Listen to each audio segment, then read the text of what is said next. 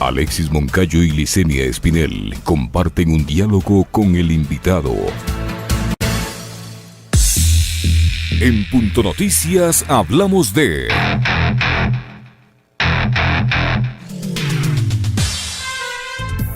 La exministra de Transporte y Obras Públicas, María de los Ángeles Duarte, procesada y sentenciada por el caso Sobornos, permanece desde el miércoles 12 de agosto en la residencia del embajador de Argentina en Quito. Así lo confirmó la Cancillería.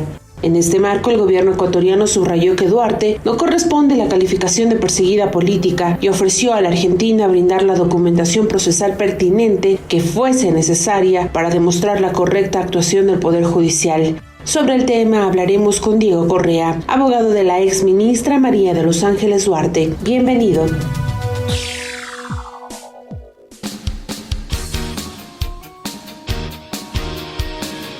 Minutos en Punto Noticias, primera emisión. Damos la bienvenida, ustedes han escuchado ya el tema, damos la bienvenida entonces al doctor Diego Correa, abogado defensor de la exministra de Transporte y Obras Públicas María de los Ángeles Duarte. Doctor Correa, buenos días, gracias por acompañarnos. Esta solicitud de refugio ya se presentó. ¿Por qué se recurre a este recurso, tomando en cuenta que está en marcha un proceso judicial? Bueno, para aclararles un poco el tema y que sepan qué les puedo aportar yo sobre este punto. Yo me enteré de esta decisión tomada por la arquitecta el día miércoles, casi al mediodía. Ella me informó que ha tomado esta decisión, no me especificó ni a qué país ni la figura por la cual había optado. Ahora conocemos públicamente que se encuentra en la residencia argentina. Eso es lo que les puedo decir respecto al trámite específico sobre el refugio solicitado. Pero la Cancillería dice que ella no configura para el requisito, o no tiene las características, no reúne los requisitos para ser una perseguida política. ¿Usted cree que es así? Definitivamente que no. Ustedes han podido constatar y verificar el proceso, las particularidades del proceso, no solo en la velocidad, la supuesta celeridad que ha tenido el proceso, sino ya temas de fondo. Empecemos recapitulando los hechos. ¿Cómo se ve inmersa dentro de las investigaciones la arquitecta Duarte? La arquitecta Duarte es convocada a rendir una versión a mediados de mayo, me parece que el 15 de mayo, de la instrucción fiscal iniciada el 1 de mayo en contra de Pamela Martínez y Laura Terán. A esta diligencia la arquitecta comparece sin ningún tipo de coerción. Al primer llamado, rinde su versión en el proceso. Es decir, demuestra que no tenía nada que ocultar ni ningún motivo por evadir la acción de la justicia. Pero, ¿qué pasa aquí? 15 días después, 2 semanas, el primero de junio del 2019, todo esto, le sorprenden con una orden de detención. ¿Y en qué se sustentó esta orden de detención? En las fotocopias obtenidas de la primera instrucción, de la instrucción iniciada en contra de Pamela Martínez y Laura Terán. Es detenida la arquitecta, es sometida a medidas cautelares, considero yo que no fueron motivadas, y voy a indicarles por qué, y se le inicia un proceso por conclusión, y 15 días después resulta que han sido los mismos hechos para la fiscalía y que ahora se reformulan los mismos delitos. Y después de esta formulación del segundo caso, el que se formuló en contra de la arquitecta Duarte, cuando la arquitecta, a través de su defensa, se presenta a la primera instrucción y dice, por favor, deme copias de este expediente, porque de este expediente salieron los elementos para iniciar y formular el proceso en mi contra, se le niega. Entonces, ¿para qué fue estas instrucciones paralelas? ¿Para que la arquitecta no tenga acceso a todo el expediente? Porque lo que he venido manifestando yo desde que se empezaron a analizar los vicios de nulidad y las violaciones al debido proceso. ¿Por qué no se vinculó, como dice el Código Orgánico Integral Penal, y se opta por abrir una nueva instrucción? ¿Y en qué desemboca todo esto? En que el plazo de la instrucción excedió los límites previstos en la ley. se interpreta figuras como hablar de conexidad de infracciones, como arrastre de fuero. ¿Qué arrastre de fuero podía existir en el primer proceso, en la instrucción que estaba en contra de Pamela Martínez y Laura Terán, si no había ninguna persona procesada en ese proceso con fuero de corte nacional? Entonces, empezamos por ahí. Ahora empecemos hablando sobre las medidas cautelares. Si ustedes recuerdan, se dictan medidas cautelares de carácter real, es decir, contra el bienes, contra patrimonio, en contra de la arquitecta Duarte, me parece por 2,5 millones. Se le impone el grillete, se le pone el dispositivo de vigilancia electrónica y se le dispone presentarse en la Corte Nacional de Justicia, es decir, en Quito. Cuando hay la vinculación a todos los demás procesados, ahí a todos se les dio una medida cautelar de aproximadamente $1 millón. A todos se les dispuso las presentaciones en sus domicilios. ¿Y qué le tocó a la defensa? Pedir a la jueza, quien supuestamente ejercía el control jurisdiccional, que por favor se le trate en igual de condiciones a la arquitecta Duarte, en igual de condiciones que a los demás procesados. Y es ahí cuando recién se le permite, como a los demás procesados, que se presente en Guayaquil y no tenga que viajar 2 veces por semana a cumplir la medida cautelar. Y se le baja la medida cautelar de carácter real de 2,5 millones a 1 millón como a los demás. Entonces, ¿qué pasa con esto? ¿Qué evidencia esto? Que la medida cautelar dictada fue arbitraria, no estaba motivada. Y hay una serie de inconsistencias, ahorita, por ejemplo, podría citar. Dentro de las aclaraciones pedidas a la sentencia dictada por el Tribunal de Apelación, igual al Tribunal de Primera Instancia, se ha alegado desde un principio que no hay una determinación fáctica, que no se especifica cuáles son los actos de cada uno de los procesados, porque ustedes deben recordar que en el derecho penal lo que se juzga es acciones, es actos, no características personales. Es decir, el hecho de ser ministra no constituye un elemento que pueda crear un indicio o ser una prueba para que se configure un delito. Si ustedes ven, el caso es denominado Sobornos 2012-2016.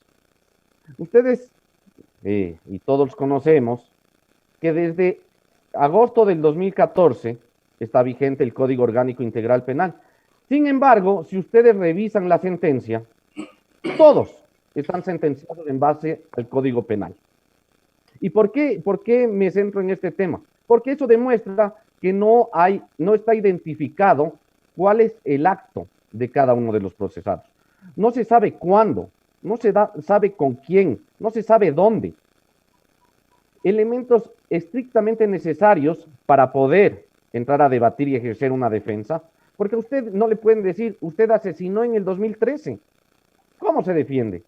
Pero es diferente que le digan asesinó en la avenida Amazonas y Roca el 13 de agosto del 2020 a las 12 horas.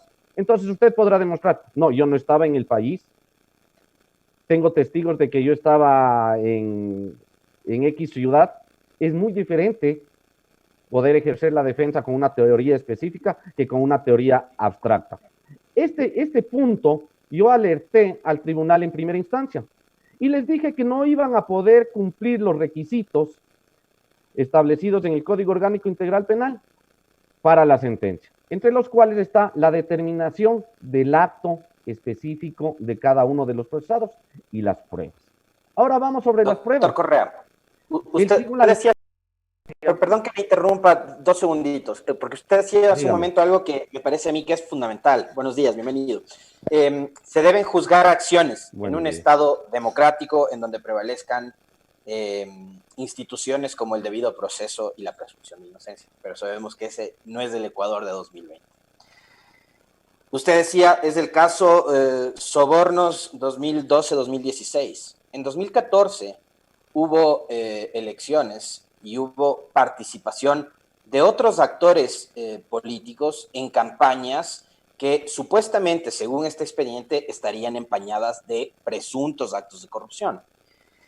Pero de esos candidatos, solo está, por ejemplo, involucrada la señora Viviana Bonilla, que fue candidata a la alcaldía de Guayaquil. ¿Qué pasa con otros candidatos que en su momento participaron en esa elección y que no están siendo parte de este proceso? Usted decía, se juzgan acciones, no personas, pero la justicia ecuatoriana nos está demostrando que se están persiguiendo personas. No está Paul Granda, no está Gustavo Baroja, por citarle dos ejemplos. No está Augusto Barrera, que peleó por la alcaldía de Quito. Es que aquí hay un punto, ¿no es cierto? O sea, no hay motivación. No, ¿por qué digo que no hay motivación? Porque justamente quedan esas dudas. No se sabe por qué personas que están citadas en los famosos archivos, que también quiero referirme a los archivos, unas están procesadas y ahora sentenciadas y otras no.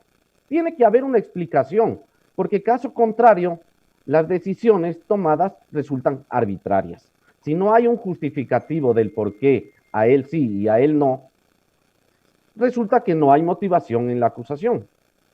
¿Ya? Entonces, respecto de esto de 2012-2016, si es que los hechos ocurrieron entre el 2012 y 2016 y estuvieran determinados con claridad cada uno de los actos de cada procesado, yo me esperaba una sentencia en la cual digan, a usted se le va a imponer la pena del Código Penal porque usted cometió tal cosa en tal fecha, que es antes de la entrada en vigencia del COIP.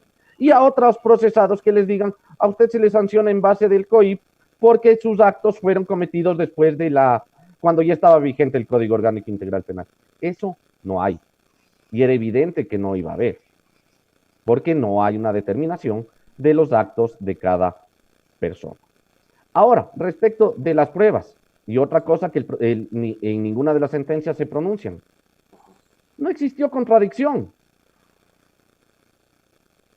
Entonces, si es que vienen coprocesados, primero, el testimonio de los coprocesados, evidentemente por derecho, por garantía básica del debido proceso, tiene que ser sin juramento, pero justamente el Código Orgánico Integral Penal establece que el testimonio del procesado es un medio de defensa, pero aquí se le dio la forma de prueba, y lo más grave aún es que es la única prueba. Si ustedes revisan las sentencias, aquí tenemos que la prueba para sentenciar a la arquitecta Duarte es el testimonio de Pamela Martínez, sin juramento, sin contradicción.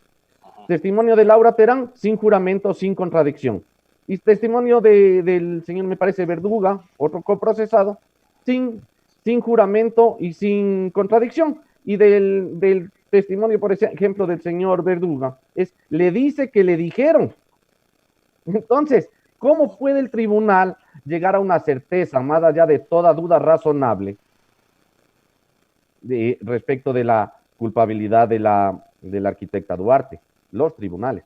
Ahora, una cosa que tiene que ver con la decisión de la arquitecta Duarte, doctor Correa.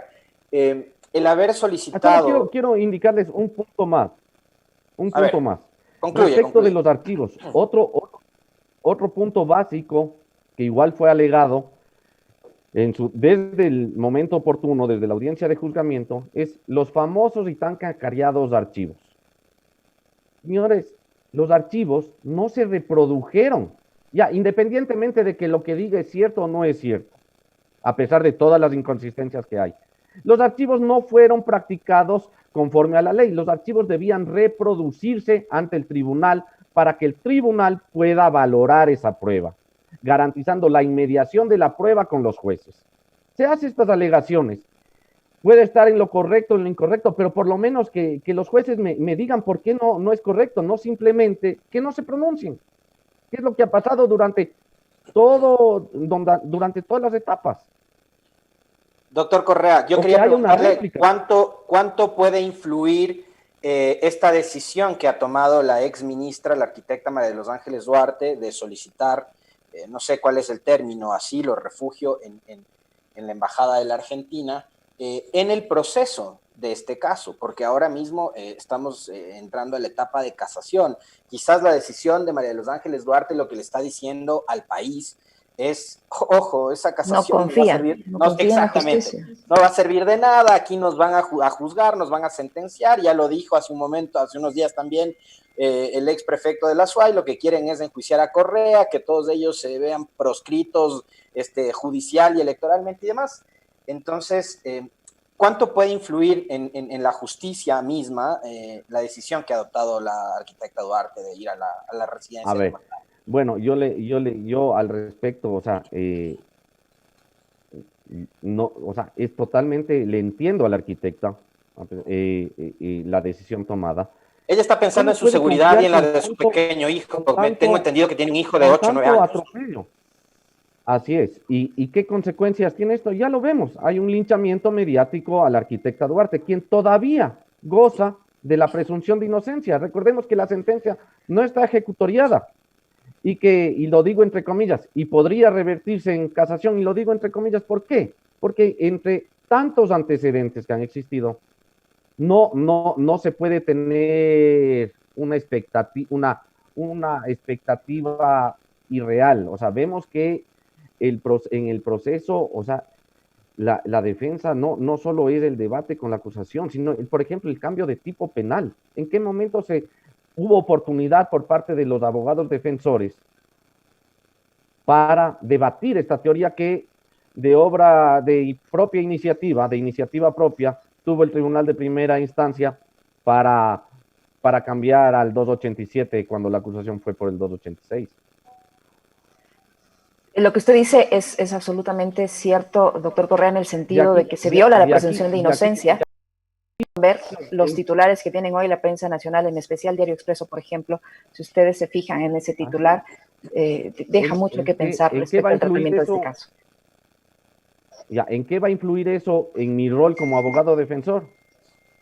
Ninguno. Yo seguiré haciendo mi trabajo. Es por eso que yo cuando me dijo que solicitó refugio la arquitecta, ni siquiera le pregunté a dónde, nada, le dije, le entiendo, me pidió que continúe con la defensa, le dije, con mucho gusto yo continúo la defensa. Eso no tiene por qué influir en el tema netamente jurídico. Además, recordemos que el gran argumento para acusar por cohecho es que se puede juzgar en ausencia, lo cual evidencia que aquí se estaban buscando formas para llegar a una sentencia y no se buscaba encasillar los hechos a la figura jurídica que realmente era la aplicable. En casación igual vamos a debatir eso. Se ha dicho, actos propios podrían cometerse. El cohecho es un delito que comete el funcionario que tienen dentro de su capacidad cometer el acto. Si es que un tercero influye en otro funcionario, lo que puede haber es un tráfico de influencias. Ahora, otra cosa, la sentencia se basa en que el cohecho fue para cometer un delito y recién se dispone a investigar peculado, enriquecimiento y una serie de delitos. Ahora, ¿puede correr el riesgo la arquitecta Duarte, doctor, de que una vez que el canciller ecuatoriano, el doctor Gallegos, ha enviado cartas a su par en Argentina, explicándole que este es un proceso judicial, que no se trata de una perseguida política y demás, ¿puede correr el riesgo la arquitecta Duarte de que no le concedan precisamente la condición de refugiada o asilada? Entiendo yo que sí, o sea, eso será una decisión, por algo piden la información, pero si piden la información, yo creo que es evidente, o sea, sentenciar porque el cohecho era para cometer otros delitos y recién se van a investigar esos otros delitos, o sea, la sentencia se fundamenta en hechos futuros e inciertos, porque ¿qué pasaría? Y es una de las aclaraciones que yo pedí al Tribunal de Apelación. ¿Qué pasaría si luego de que ustedes logran, ordenan investigar, se abren las investigaciones y mi cliente sale inocente? Habría que presentar un recurso de revisión. Y mientras tanto estuvo presa por si acaso. Entonces, ¿cómo? Pero lo grave de esto es que el tribunal ni siquiera responde. Dice, todo está claro, no hay nada que ampliar. Doctor Correa, en el comunicado de la Cancillería se dice que el canciller Gallegos va a enviar la documentación procesal pertinente que fuese necesaria para demostrar la correcta actuación del Poder Judicial, que existe independencia e imparcialidad en la actuación de la justicia. Y usted ha enumerado una serie de circunstancias en las que se evidencia todo lo contrario. Entonces yo creo que por allí también las autoridades argentinas podrían evaluar si la documentación que presenten se apega a la realidad o no. O sea, todo está en el expediente, o sea, basta con revisar los audios de las audiencias. O sea, ustedes ven, por ejemplo, del auto de llamamiento a juicio, la jueza Camacho dijo no caben recursos horizontales. En juzgamiento dieron paso a los recursos horizontales porque así resolvió la Corte Constitucional. Sin embargo, para el Tribunal de Apelación nada es trascendente como para que ocasione la nulidad. No es trascendente que se le niegue el acceso a la arquitecta Duarte al expediente para poder ejercer la defensa. Entonces considero yo de que los jueces excedieron los límites de interpretación legal, demostrando parcialización, porque lo que hace es interpretar la ley de forma de respaldar la sentencia del Tribunal Inferior. Es decir, en este caso claro, o sea, si la ley dice...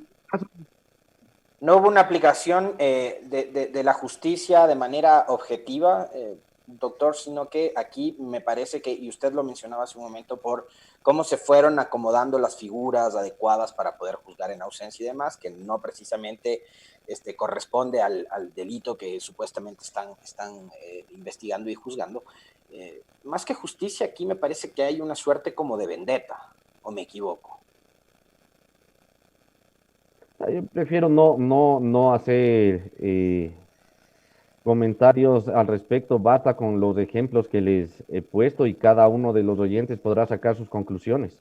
Pero el punto aquí, para sacar las conclusiones, tenemos que entender aquí, no es que se está juzgando correístas o se está juzgando personas que tienen derecho a ser correístas, a tener su tendencia política que discúlpeme, pero que les dé la gana. O sea, y eso tiene que respetarse. Como he dicho yo siempre, o sea, que sea correísta, que no sea correísta, eso a mí no me representa nada. Yo estoy defendiendo a una persona. Parece que esa es la vara que se utiliza para juzgar, pues, doctor. Y además, estoy defendiendo que se cumpla la ley y la Constitución, que como yo alguna vez le dije al tribunal, la ley y la Constitución son de todos. Entonces, todos debemos defender que se aplique correctamente, que se respeten los derechos. Para finalizar, doctor Correa, ¿qué expectativa tiene usted de este tribunal que se debe conformar para tratar el tema de la casación, que estaría aparentemente integrado por conjueces y los únicos que podrían ser parte de este tribunal, se dice que podrían ser Javier de la Cadena, Milton Ávila y José Layedra, son conjueces de la Sala Penal Militar, Penal Policial y de Tránsito de la Corte Nacional de Justicia? ¿Qué expectativas tiene usted respecto a la conformación de este tribunal que debe tratar esta última etapa del proceso? Bueno, en realidad no conozco a los jueces, nunca es para mí algo, saber quién va a juzgar no es algo importante. Para mí lo importante es los argumentos que voy a plantear en casación y que algunos ya he venido planteando y que no he tenido respuesta. Porque por tal razón yo lo que me gustaría en casación, independientemente del resultado que como se puede haber visto durante el proceso, no se puede tener mayor optimismo, pero que al menos la Corte admita los puntos planteados en el recurso de casación, se trate esto en audiencia y que la justicia responda sobre los planteamientos que hacemos los abogados, porque no puede ser que hablemos y no se nos diga, o sea, que me digan, esté equivocado por tal razón, o está en lo correcto por tal razón, pero no simplemente que se omita resolver sobre ciertos puntos. Muchísimas gracias, doctor. Listo, que estén bien. Muy amable. Licenia, tenemos sí. resultados de la consulta que hemos hecho. Sí, antes de que se nos vaya el doctor, para que conozca qué es lo que opina la gente, la ciudadanía respecto a este caso. ¿Considera que la justicia actúa apegada a derecho en el caso Sobornos 2012-2016? La respuesta evidentemente ha sido contundente de acuerdo a lo que nos dicen nuestros compañeros que reciben estas respuestas. 98% considera que no, frente a un 2% que dice que sí. Esa es la percepción de la ciudadanía respecto al caso Sobornos 2012-2016. La justicia no ha actuado apegada a derecho según la percepción ciudadana. Respecto de esto de la percepción y todo, tenemos que dejar que la justicia actúe independientemente y que los jueces deben actuar no por el qué dirá la ciudadanía. Por eso la justicia tiene que ser independiente, porque la justicia no puede complacer a la popularidad y ojalá las dos cosas se hagan técnicamente. Gracias al doctor Diego Correa, abogado de la ex ministra de Transporte y Obras Públicas, María de los Ángeles Duarte. Ustedes lo han escuchado y pueden sacar sus propias conclusiones. Punto Noticias. Estamos en las noticias que hacen historia.